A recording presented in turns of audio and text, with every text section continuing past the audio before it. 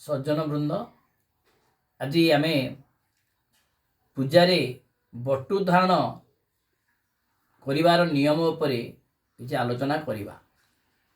कारिका कहती अंगुल्यग्रे तपो बुद्धि मध्ये आयु यशस्रियम मूले धर्म विनाशाय तस्मात् मूले न धारेत। अर्थात अंगुल्यग्रे तप बुद्धि अंगुलीर अग्रभागे बटु धारण कले तपस्या वृद्धि होता है जोटा कि ऋषि मुनि माने धारण करिथांती। मध्ये आयु जश श्रियम मझिरे आयुष वृद्धि हुए जश आउ धन प्राप्त होता है। मूले धर्म विनाशाय मूल बटु धारण कले जेते धर्म कर सब धर्म नष्ट होता है। एणु केबेले बटु को मूल धारण करने कथा नुहे।